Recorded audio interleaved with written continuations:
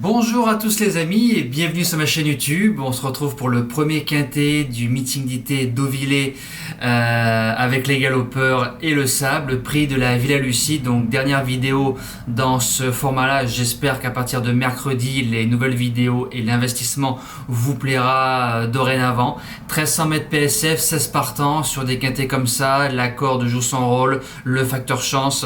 C'est souvent des quintets rémunérateurs. On va essayer de tomber juste pour le premier. Mon gagnant, le numéro 1, Power Jack, il a été deuxième de cette course-là en 2021, battu par Hotspot qu'on retrouve dans ce quintet-là mais que je n'ai pas gardé par choix. Il a gagné sur Quintet Plus fin mai, ensuite cinquième à Paris-Longchamp, très malheureux. Il m'a prouvé qu'il pouvait regagner un deuxième quintet. Les 200 mètres de plus du 14 juillet, je les craignais un petit peu, ça a été trop long pour lui. Il revient sur sa distance de prédilection, corde numéro 10, Michael Forest, il peut remporter son deuxième quintet, j'y crois. Deuxième base, le 15, Chirimiri.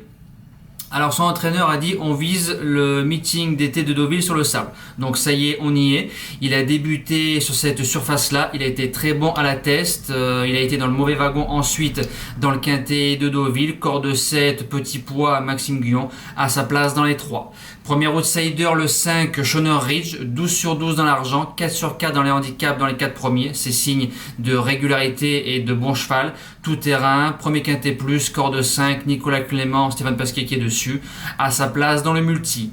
Deuxième outsider, le 8, Winewood, cheval d'André Fabre, vient de finir à 3 quarts de longueur du cheval à Clément, je garde l'un, je garde l'autre, à 3 sur 3 sur le sable, dont 2 ici. Premier handicap, le petit désavantage par rapport au numéro 5 qui est déjà rompu dans ce genre de tournoi. Maintenant, vu qu'il a fini à côté de l'autre, il peut jouer sa place dans les 5.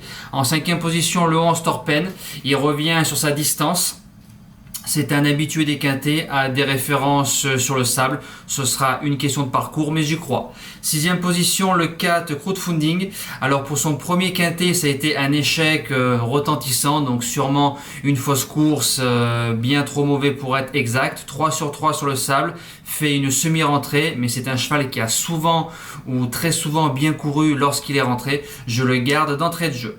Septième position, le 3, Fayatan. Alors excellent fin d'année 2021, excellent début d'année et ensuite une course sur 3, le cheval faisait l'arrivée. Maintenant il a fait jeu égal avec 7 kilos de plus face à Clever Candy. Clever Candy qui a gagné un quintet plus de référence très facilement.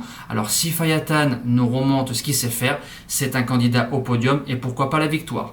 Et je termine avec le numéro 16, Chalgoda Diamond. Alors il a prouvé qu'il avait le niveau des quintets, 6e, un petit peu trop offensif de la part de Théo Bachelot, revient sur sa meilleure surface, 4 sur 4 sur le parcours. Si on arrive à le préserver un peu plus, il a sa place largement dans les 5 premiers de cette course-là.